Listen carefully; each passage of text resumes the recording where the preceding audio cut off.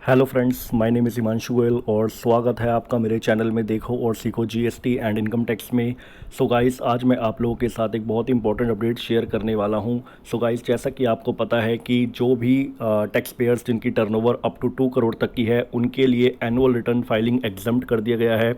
अभी एक recent notification आई थी जिसमें स्मॉल टैक्स पेयर्स जिनकी टर्नओवर अप टू 2 करोड़ तक की है उनको जीएसटी में एनुअल रिटर्न फाइलिंग के लिए एग्जम्प्ट कर दिया गया है। अब एग्जम्प्ट तो कर दिया गया है, लेकिन अगर आपने अपनी जीएसटी फाइलिंग में कोई भी एरर कर दी है तो उस एरर को आप कैसे रेक्टिफाइड कर पाएंगे, तो उसके बारे में मैं आपको बताने वाला हूं। जैसा कि आप सभी को पता है कि जब आप अपनी जीएसटी रिटर्न्स फाइल करते हैं तो उसमें कुछ ना कुछ एरर्स हो जाती हैं। जैसे आप कभी सेल ज़्यादा दिखा देते हैं या फिर कम दिखा देते हैं, या फिर आईटीसी ज़्यादा क्लेम कर लेते हैं या फिर कम क्लेम किया होता है।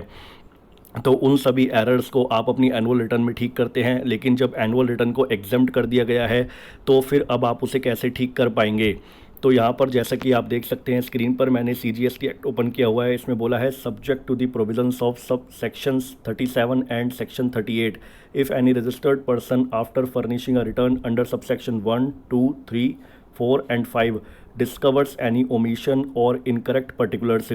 other than as a result of scrutiny, audit, inspection or enforcement activity by the tax authorities, he shall rectify such omission or incorrect particular in the return to be furnished for the month or quarter during which such omission or incorrect particular are noticed।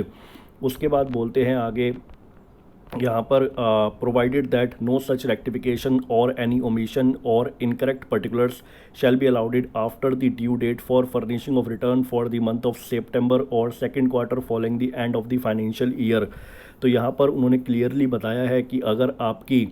GST return filing में कोई भी दिक्कत होती है, आपने कोई भी omissions करी हैं, कोई भी चीज़ें गलत दिखा दी है, इनकरेक्ट पर्टिकुलर्स शो कर दिए हैं, सेल ज़्यादा दिखा दी है या फिर कम दिखा दी है, या आईटीसी ज़्यादा क्लेम कर लिया है या फिर कम क्लेम करा है, तो उसको आप रेक्टिफाइड जो कर सकते हैं वो सितंबर मंथ की जो भी आपकी रिटर्न होती है जीएसटीआर 3B, उसमें रेक्टिफाइड कर सकते हैं। उसकी ड्यू डेट जो होती है 20 अक्टूबर होती है। सो गाइस, जैसा कि फाइनेंशियल ईयर 2021 में अगर आपने जीएसटी रिटर्न फाइलिंग में कोई भी एरर्स कर दी हैं, उसमें सेल ज़्यादा दिखा दी है, कम दिखा दी है, आईटीसी कम क्लेम करा है या फिर ज़्यादा क्लेम करा है, तो आपके पास जो डेडलाइन है वो 20 अक्टूबर 2021 तक की है।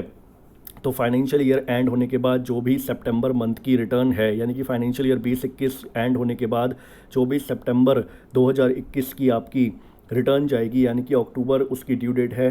तो यहाँ पर 20 अक्टूबर 2021 जो उसकी ड्यू डेट है वहाँ तक आप अपनी चीज़ों को रेक्टिफाइड कर सकते हैं। ये आपके पास डेडलाइन है स्मॉल टैक्स पेयर्स के लिए जिनकी टर्नओवर अप टू 2 करोड़ तक की है।